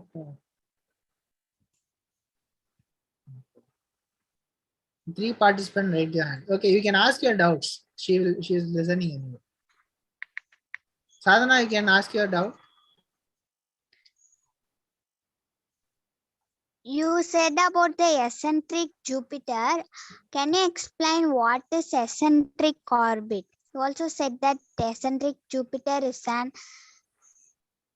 in the eccentrical orbit. So can you explain? Eccentric. Let me ask Google for the perfect answer. Eccentric orbit. So till Bhairavi comes in. The orbital eccentricity is the measure of how much an elliptical orbit is squashed. It is one of the orbital elements that must be specified in order to completely define the shape and orientation. Elliptical orbit lay on the we can pull it further and further or squashed, so that we can call it as eccentric orbit. Another doubt I yes. Scope is used to see these planets. So how do we These see planets these are planets? located in outer solar system. Okay. And yeah. Okay, so for that I'll answer you like this. This is one of the sessions in our Young Researchers program. Wait, I'll show you. So here, when we go, how to find exoplanets. There's there's 5 ways to find exoplanets. I quickly show you, and there are 5 ways. So these are the 5 ways by which you can find all the exoplanets. One is called radial velocity, transit method, direct imaging, gravitational microlensing, astrometry. So I'll quickly explain. Direct images, they're taking a direct photo and doing some research. Transit is, for example, when a planet is, when a star is there, ஒரு star வந்துட்டு ஒரு planet வந்து அந்த ஸ்டாரை cross பண்றப்ப என்ன ஆகும்? Say you are watching through a telescope or anything, the amount of light received by the telescope dips. So you can put on graph for எவ்வளவு நேரத்துக்கு அந்த பிளானட் கிராஸ் பண்ற வரைக்கும் லைட் வந்து கம்மியாகும், அது கிராஸ் பண்ணதுக்காக திரும்ப லைட் ஜாஸ்தி ஆகும். So this is method is called transit method, most effective method. And radial velocity, it is like on the Doppler effect மாதிரி. So what is Doppler effect? இப்போ ஒரு ஆம்புலன்ஸ் வந்து கிராஸ் பண்ணி போகுது, கிட்ட வரப்போ சவுண்ட் வந்து வேகமா கேட்கும், தூரம் அப்பப்போ சவுண்ட் கம்மியாயிடும். Same we can use for lights as well. So light வந்து கிட்ட வரப்போ it will give a certain color of light. When it moves away, it gives certain color of light. So இது வந்துட்டு using this method we can find planets. This is the second most used method. Gravitational microlensing. Every big planet or a star can have this habit of creating one heavy gravity. So light will bend. So using this concept, we use this thing. For astrometry, ஒரு 3 point, ஒரு center ஒரு object இருக்கு. From 3 points you take reference. So you can accurately find the position of a planet or star, and it's very rarely used to find the planet. So what I do, I'll post this link in the chat box. This actually a separate session I do for children. And it will be very interesting when you read about this. And there are telescopes like Hubble, Kepler, even NASA Spitzer. So all these are doing a phenomenal job doing all this. And we have more questions for Bhairavi. Yes, Bhairavi, is your audio working? Yes, Riya, you can ask your question. Sir, can you hear me? Yes, yeah, Bhairavi is back. Now you can ask. Riya, you can unmute and ask. Okay, sir. Bhairavi told that these planets are in Whirlpool galaxy. Is it near our galaxy or where is it? Yeah, how far is Whirlpool galaxy? No, Whirlpool galaxy is not near our galaxy. It's near Ursa Major. Okay. So how any approximate distance you can give? Like how many light years? Okay, maybe you can ask Google. Wait, let me ask Google. How many astronomical units? How far is Whirlpool galaxy? Whirlpool, 23.16 million light years. அதாவது 23 into 10 லட்சம். அவ்வளோ light yearsல you travel, you find this fellow Whirlpool galaxy. Okay. Yeah. See, this Satyagi is like asking quiz. He is spamming this chat box. Quiz. Do you have quiz by ready? Quiz இருக்கா இல்லையா? இருந்தா எப்ப வைப்பீங்க? No. Sir, I don't have quiz, sir. I'm No, sorry, Satyagi, sir. no quiz. There are some people raised hands. Is okay. Sadhana, you can unmute yourself. Sir, I'll type Sadhana Stout in the chat box, sir. Okay. Then Vignesh and Anirudham resend panunga. Vignesh, you want to ask any question? You have any question for Bhairavi? No questions, Raghu. Super. Sanjay is asking why no quiz? Arey, next time when I make it mandatory. Whoever presenting, kandipa exam like quiz வைங்க. நான் வந்து படிக்கிற போன எக்ஸாம்னா அப்படியே everyone will be like வடவடா here என்னடான்னா. Fine, nice job. Tomorrow presenters are here. Anish Noel, கேட்டுட்டியா? Prepare quiz. If you don't know how to prepare quiz, get in touch with all this Riyansh, Vignesh, Anirudh, Darsh. We have a lot of people here. Okay, done. So well done. Oh, Satyaki has some question. Yes, Satyaki. Tomorrow also we have a class, Jakku. ஆமா ஆமா 7 மணிக்கு start ஆயிடும். Okay, Jakku. Sorry நீ கொஞ்சம் Today சீக்கிரமா I will. ஆரம்பிச்சிருங்க. நான் 7:30 மணிக்கு நெக்ஸ்ட் 7:30 மணிக்கு வந்துட்டேன் Jakku. இல்ல 7:30 மணிக்கு ஆரம்பிச்சா இப்ப வந்து 10 ஆயிடுது முடிக்கிறதுக்கு. So கொஞ்சம் சீக்கிரமே ஆரம்பிச்சா it's 9 only. Now children can finish and go and have dinner. So that the parent don't shout at me. Jakku, set 3 is when, Jakku? Set 3, அது you are waiting for a call from your school.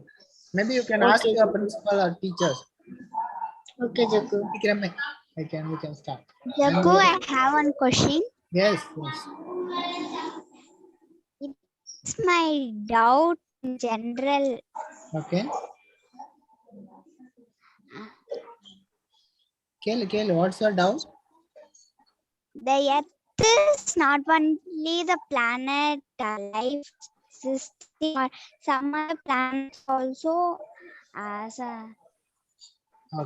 some organisms will live. Definite. Yes, Earth is not. I don't think Earth is the only planet has this life form. I definitely think there are a lot of planets. Yes. Earth is some cold, also some planets, some organism will live. So some. இப்போ நான் ஒரு link அனுப்புனேன் தெரியுமா? இப்போ I sent you one link how to find exam plan. If you click on it, it will show how many planets have been discovered yet. Jakku, share in a group, Jakku. Yeah, I will share it in the group. In that, Sir, I want to say one thing, sir. Sir, NASA has discovered. Actually, it was like fast discovery. Actually, it was discovered way before. Okay. But NASA has discovered some fossil of microorganisms in Mars's rocks. Jakku, I didn't send it, Jakku. Yes, I actually mentioned this fact in my video one time. So in the link I shared, the NASA showed how many planets have been discovered. In that, if you find the Goldilocks zone planets, it means the planets which are distant, like Earth. But that are habitable. Yeah, those are habitable. Apro, inside our solar system also itself, I think Titan will definitely have some microorganism, because I definitely believe there must be some. Sir, even Mars has organisms, but fossils. I don't know about Mars, but definitely Titan. Fossils of them, sir. Titan, Enceladus, Venus also they recently found some kind of gases which are produced only by organic activity. So microorganisms இருக்கும் அந்த பிளானட்டுக்கு ஏத்த மாதிரி இருக்கும். இன்னும் நம்ம கண்டுபிடிக்கல. Maybe soon we will find. Sir, which are the places? Which are the outer places where humans have stepped on? Only on moon? Not yet. Anyway, la moon danda. We haven't crossed this 3,74,000 yet. So you all be the first. So that's why we are. Humans have not crossed, but yeah, satellites have crossed. Satellites definitely. They even crossed solar system already. The New Horizons. Sir, New Horizons எங்க sir போறாங்க? அது போயிட்டே இருக்குடா. I don't know. அது எங்க வேணா we can track it live in NASA website. And Voyager 1 and 2. Yeah, what is their main goal? They should have a goal, right? Yeah, obviously. Are they going to reach Andromeda Galaxy? Maybe because I don't know.